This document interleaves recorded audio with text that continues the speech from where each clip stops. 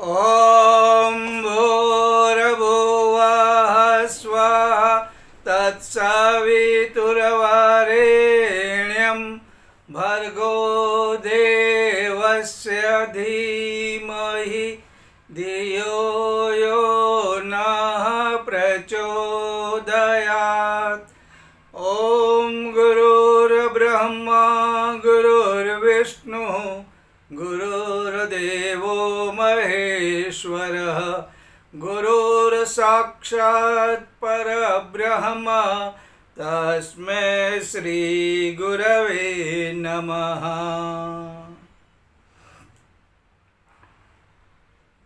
समय का सदुपयोग,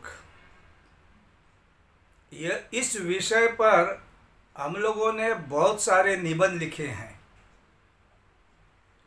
समय के बारे में बहुत कुछ सुना भी है, लेकिन दुख की बात यह है कि समय का सदुपयोग हम नहीं कर सकते, समय का नियोजन नहीं करते, समय का संयम हम नहीं पाल सकते।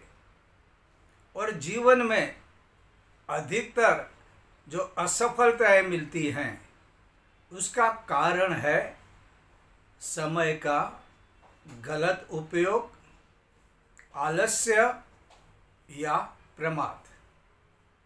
ये हमारे जीवन के एक अंग बन गए हैं।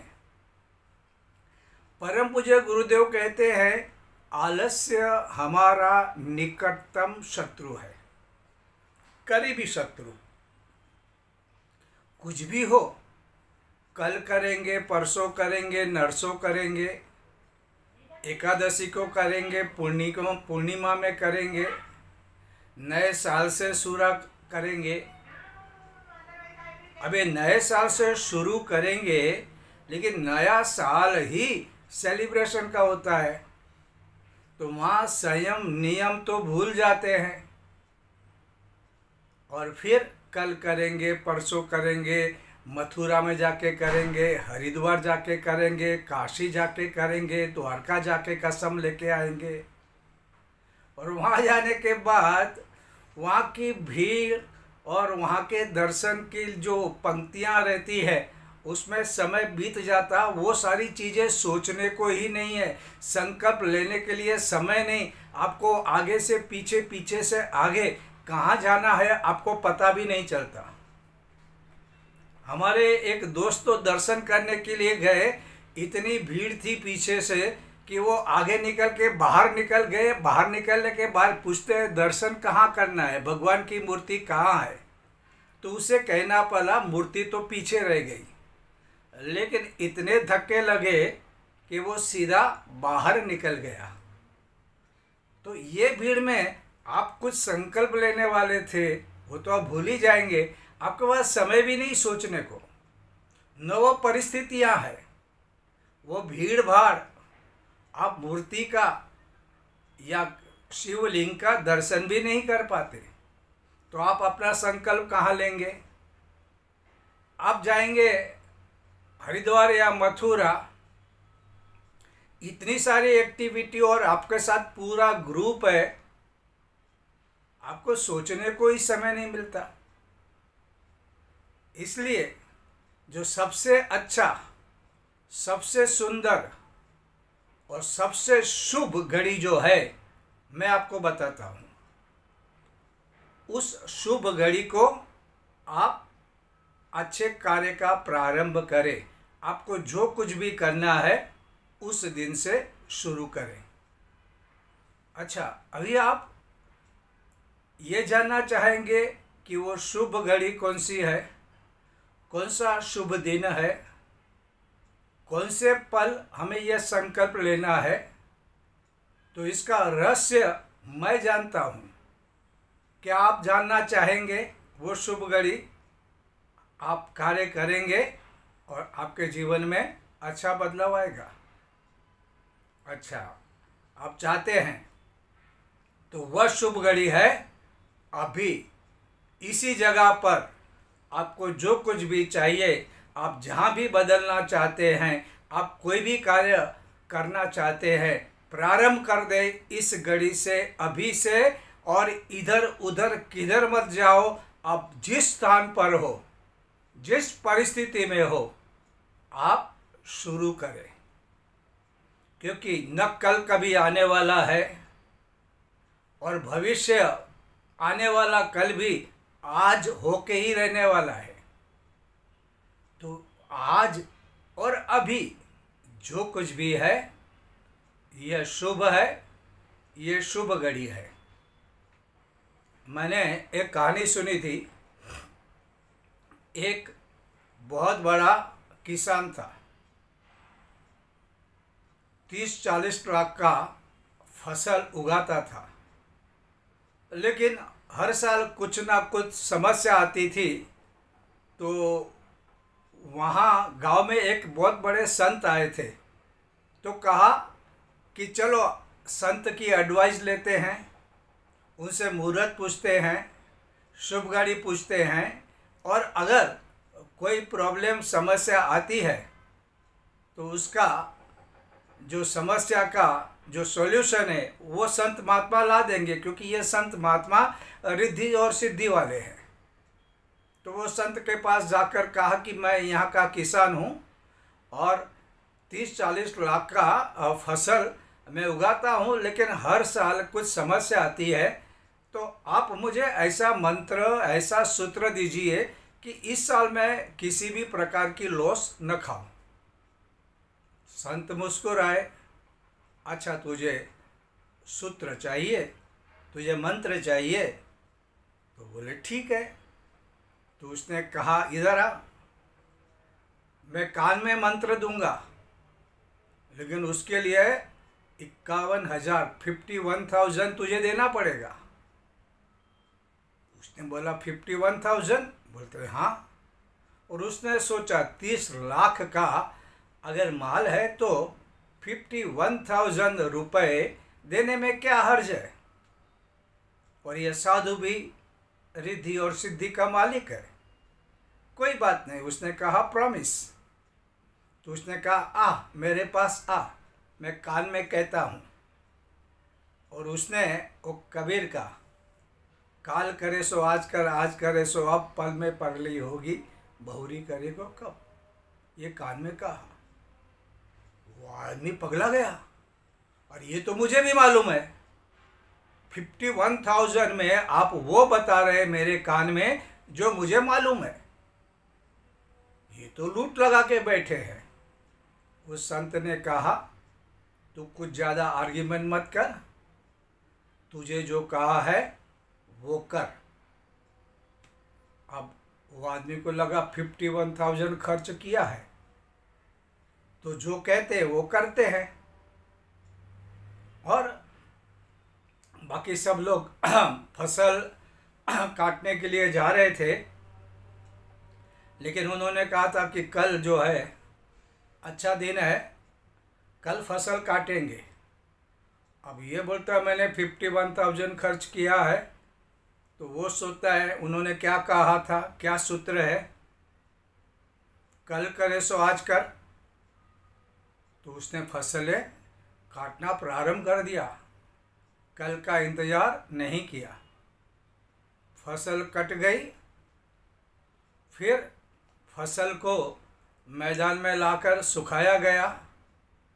तो लोगों ने कहा ये तो कल परसों का काम है, धूप बहुत है, कोई उतावली नहीं। लेकिन ये वापस सोचता है अरे इन्होंने तो कुछ पैसा खर्च नहीं किया है, मैंने तो 51,000 खर्च किया है, तो कल क्यों, परसों क्यों, आज ही सुखा देता हूँ। तो उसने आज के दिन ही सुखा दिया। बाद में लोगों ने कहा कि मार्केट में जो हमारी फसल है वो मार्केट में देंगे, लेकिन मार्केट में आज नहीं देंगे। गवर्नमेंट की पॉलिसी क्या आने वाली है, कितना पैसा मिलने वाला है, ये सब जानने के बाद ही हम फसल को मार्केट में भेजेंगे। लेकिन ये सोचता है 51,000 दिया है तो फसल को कल परसों नहीं आज ही भेज देते हैं। तो उसने उसी दिन अपनी सारी फसल मार्केट में बेच दी, भाव भी अच्छे आ गए। अब ये सब काम हो गया, पैसे हाथ में आ गए, और वो फिर से साधु के पास गया। आते आते बोला, साधु महाराज आपने तो लूट लिया, ये तो मुझे भी मालूम था। साधु मुस्कुराया, बोलता ठीक है, कल तू वापस मुझे मिलने आना। लेकिन जब वो रात को सोया था तो देखा तो गांव में भूचाल आ गया, लोग चिल्ला रहे, रो रहे। मालूम पड़ा जहाँ पे फसलें रखी हुई थी वहाँ पे आग लग गई और सभी किसानों की सभी फसलें जल के खाक हो गई। सिर्फ ये बच गया क्योंकि इसने सूत्र अपनाया और अपना माल मार्केट में भेज दिया, तो उसका ही माल बच गया, बाकी सब किसान का माल जल गया।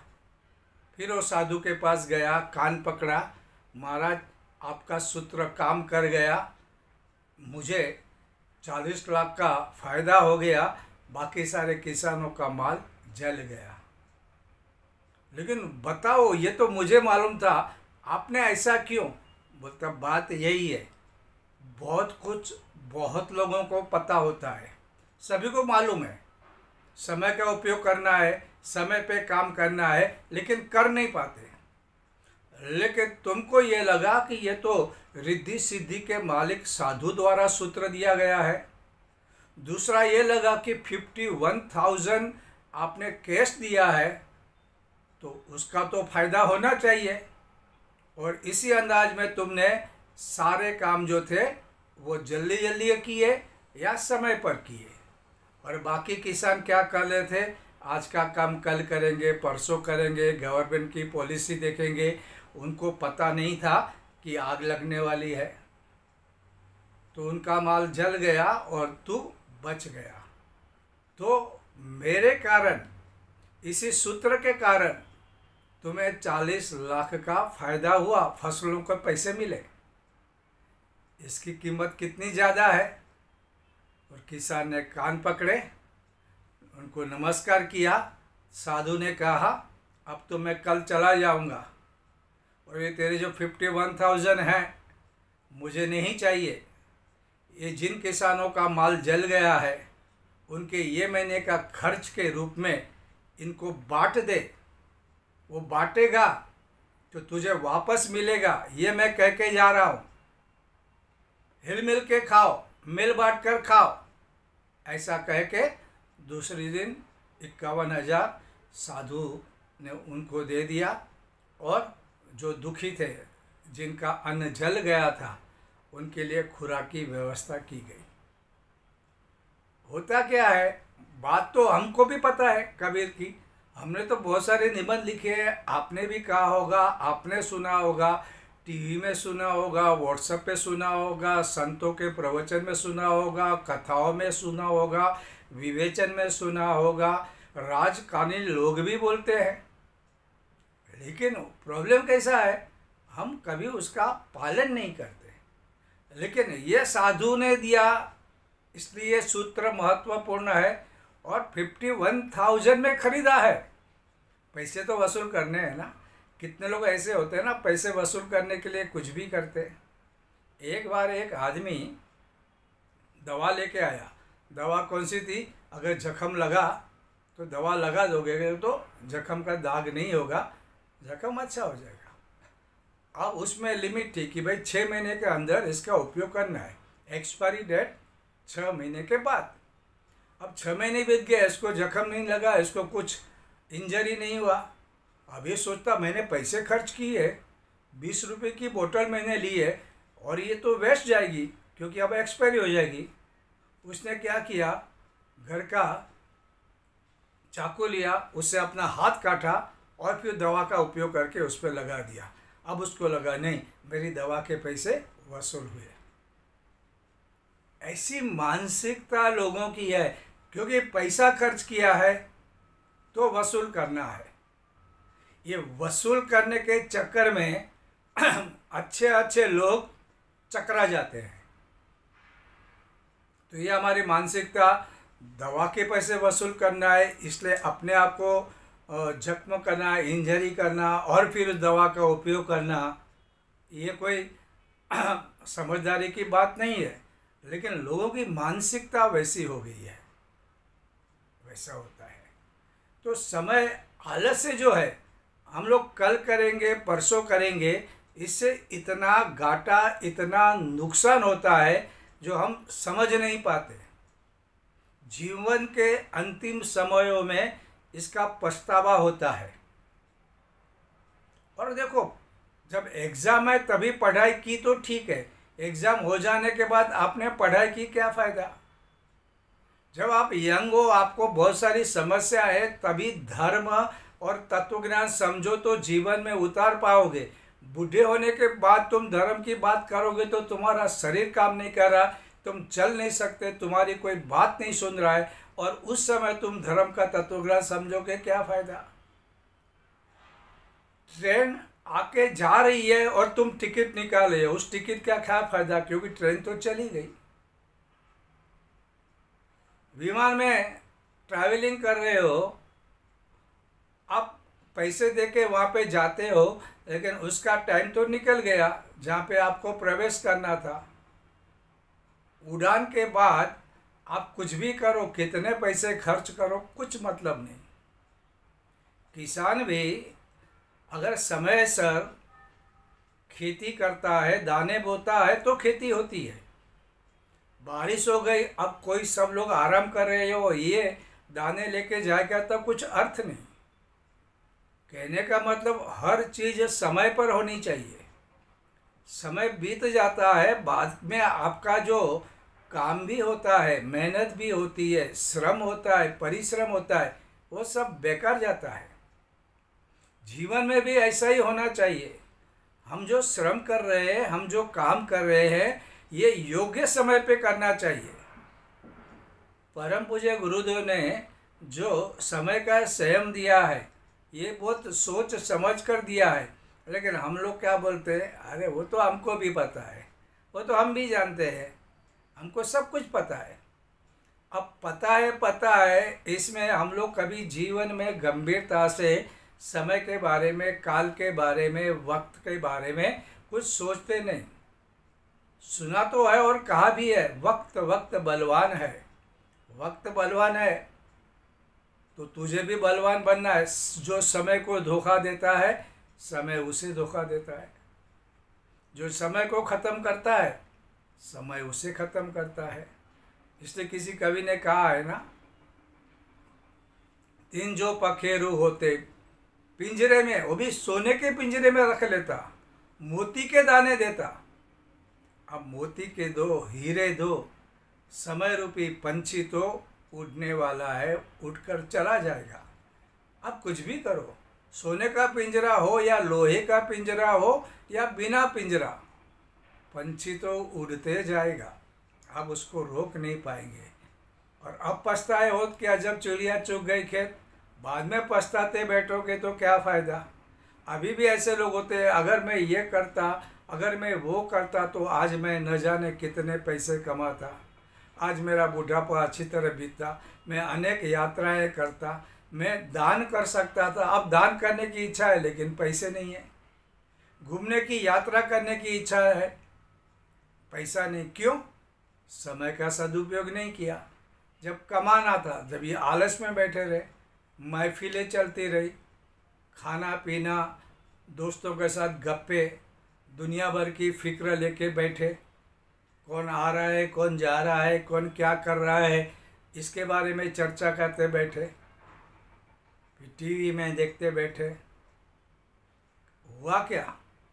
तुम्हारा समय बर्बाद हुआ। जब कमाना था, जब ज्ञान अर्जित करना था, जब आपको अपने कार्य में अपडेट होना था, आपने कुछ भी नहीं किया। और अब जब बुढ़ापा आया, आप रो रहे हैं कि फलाना तो बैठे बैठे खा रहा है, क्योंकि उसने उस समय मेहनत की, उसने आलस्य नहीं रखा, उसने प्रमाद नहीं किया, और वो जीवन बिता रहे हैं। और इसलिए कभी भी, और ये हमारे शास्त्रों में, हमारे रामायण महाभारत में ये समय के बारे में इतना कुछ लिखा है, वाल्मीकि हो या तुलसीदास हो या वेद व्यास हो या योग वशिष्ठ में वशिष्ठ मुनि हो, इन सभी लोगों ने समय के बारे में इतना कुछ कहा है। हमारे यहाँ महाभारत सीरियल आती थी तो भी हमको काल चक्र दिखाते थे, यानी समय का महत्व दिखाते थे, लेकिन हम लोग क्या करते थे, ठीक है मालूम है, सब मालूम है, कुछ नई बात नहीं है। महाभारत में एक कहानी आती है, एक जलाशय था और जलाशय में अनेक प्रकार की मछलियाँ रहती थी। अब ये मछलियाँ रहती थी और मछलियाँ आनंद से रहती थी। वो जलाशय बहुत दूर था, लोग वहाँ पे आते नहीं थे, लोगों को पता भी नहीं था, जंगल के बीच में था। और उसमें 3 मछलियाँ थी और 3 मछलियाँ बहुत अच्छी फ्रेंड थी, अच्छी दोस्त थी, साथ में घूमते थे, खाते थे, पीते थे, आनंद लेते थे और साथ में रहने का एक मज़ा भी और है। फ्रेंड्स थे, अच्छे फ्रेंड्स थे। लेकिन ऐसा होता है ना, मित्र हो लेकिन हर एक मित्र की सोच समझ और कार्य करने का तरीका अलग होता है। अब ये तीनों मछलियों में एक मछली का स्वभाव था कि अगर भविष्य में कुछ मुसीबत आ सकती है ऐसा लगता है तो वह उसका इलाज कर लेती है एडवांस में, कि भाई विपत्ति आ सकती है तो आप सावध हो जाओ और कुछ रास्ता निकालो।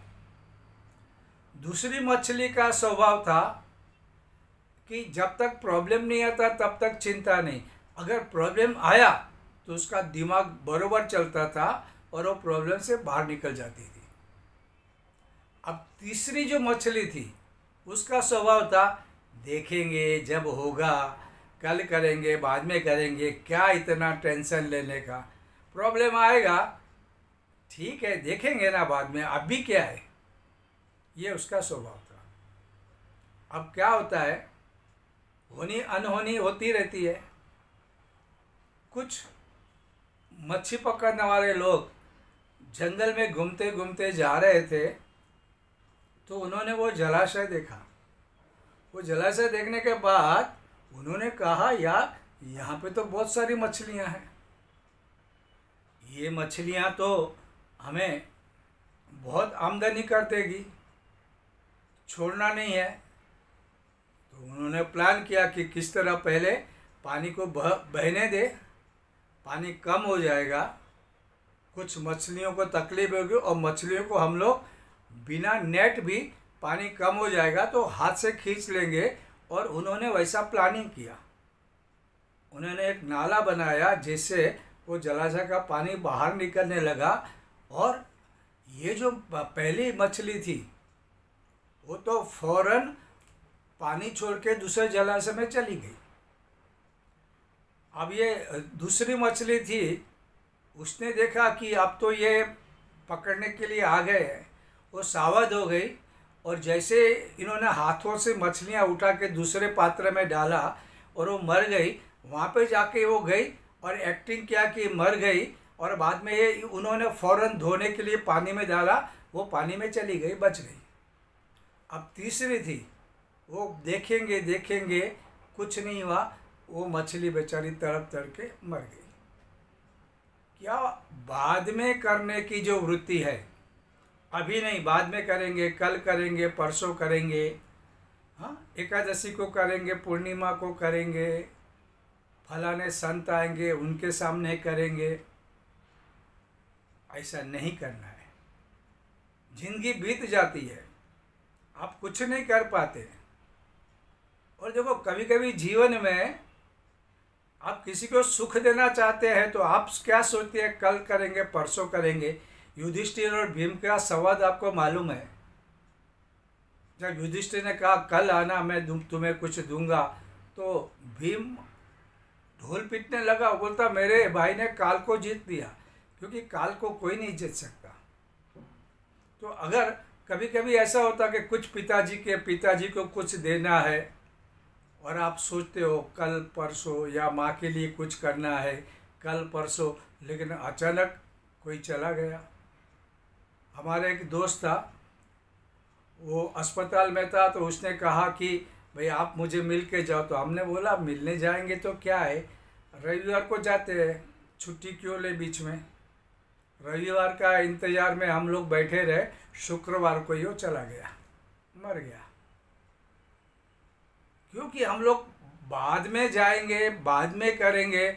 आपका दिल भी है कि आप उन्हें मदद करना चाहते हैं, आप मिलना चाहते हैं, आप किसी से माफ़ी मांगना चाहते हैं दिल से। लेकिन उससे पहले अगर कोई चला गया, सांसें बंद हो गई, तो आप कुछ भी नहीं कर सकते, सिर्फ पछतावा आपके अंदर रहेगा। इसलिए जीवन की सफलता हो या संबंधों को बनाए रखना है, यह आपको सचमुच की सफलता चाहिए। यह सफलता भौतिक हो या आध्यात्मिक हो। कई लोग ऐसा करते हैं ना, भाई संकल्प लेते हैं, 3 माला का संकल्प लिया, बाद में बीच में छूट गया, बाहर गाँव गए, बीमार पड़े, छूट गया तो फिर छूट जाता है, फिर नहीं आता। फिर वसंत पंचमी वगैरह या गुरु पूर्णिमा को किसी ने कुछ प्रोत्साहन दिया, करो, फिर से करो, तो करते करते फिर भी लगता है नहीं अभी क्या है, अभी नहीं करते, अभी तबीयत कुछ अच्छी नहीं है, शरीर में कमजोरी है, अभी नया जॉब लगा है, तो बाद में करेंगे। ये बाद में कभी भी नहीं आता। इसलिए बाद वाली जो बात है ना, आप जो भी हो आप अभी का भी करो। अभी मैं द्वारका गया था, तो द्वारका में आपको पता होगा ये गुजरात का कुछ एरिया ऐसा है जहाँ पे परम पूज्य गुरुदेव के विचार अच्छी तरह पहुँचे हुए हैं। और वहाँ पे क्योंकि वो जो आदमी था वो 90 साल के ऊपर था, उनको मोबाइल का उपयोग ऐसा नहीं आता है, लेकिन जब मिला तो उन्होंने कहा कि आप थोड़ा बैठो। वो सवेरे 5 बजे उठ के, उसकी हाथ उंगलियां काम नहीं करती है, लेकिन वो चेयर पे बहुत मुश्किल से बैठ के, उसकी जो हाथ काम नहीं करते, उसको गायत्री मंत्र की 10 मालाएं रोज करता था। अब उसका हाथ काम नहीं कर रहा, लेकिन ये उन्होंने जब से मंत्र की दीक्षा ली थी तब से वो 10 माला करने का काम करते हैं। तो लगा ये वृद्धावस्था है, लेकिन उनको इतना मालूम है मुझे तो ये करना ही है, मेरा धर्म है, कुछ भी हो जाए। और इसी विल पावर से जब वो माला करते हैं तब उनके हाथ बरोबर काम करते रहते हैं, उनकी कमर, उनके चेहरे पे खुशियाँ और मुस्कुराहट रहती है।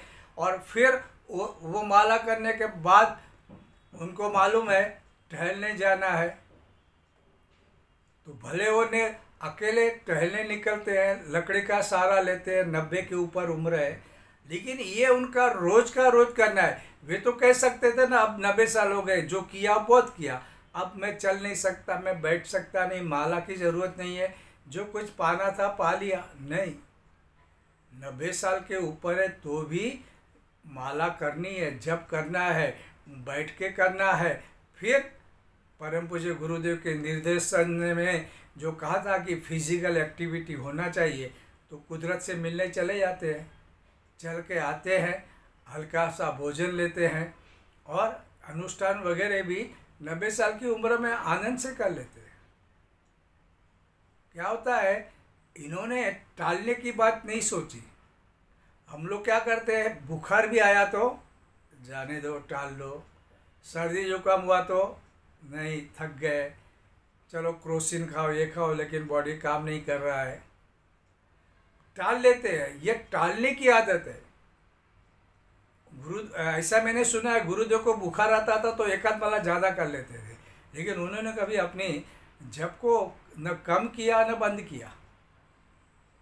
अगर हम लोग भी ये दृढ़ संकल्प लेके, देखो गायत्री मंत्र से जो लाभ होता है वो नहीं होता। एक तो हमारी मालाएं नियमित नहीं है, उसकी संख्या कुछ फिक्स नहीं है, न उसका तत्व ज्ञान और आस्था समझ में आता है। ये देने की प्रक्रिया और सविता देव से जो तेजस्विता लेनी है, ये सारी चीज़ें किधर नहीं। ऐसा वैसा जीवन बिताते, इतना हुआ उतना हुआ, नहीं हुआ तो क्या हुआ, नहीं हुआ तो क्या हुआ, वो तुझे समझ में नहीं आ रहा है। फिर बोलता है अरे गायत्री मंत्र से तो जो होना चाहिए था, जो गुरुदेव ने कहा वैसा नहीं हुआ। अरे कहाँ से होगा। नियमित गायत्री जब भी हम नहीं करने को तैयार, समय हम नहीं देते, हमारे स्थान का कोई ठिकाना नहीं है, तो कैसा चलेगा। इसलिए कभी भी जो टालने की वृत्ति है वो हमारे जीवन में कभी भी नहीं होनी चाहिए। कोई भी चीज़ को मत टालो, योग्य समय पर उसे कर लो। आज के लिए बस।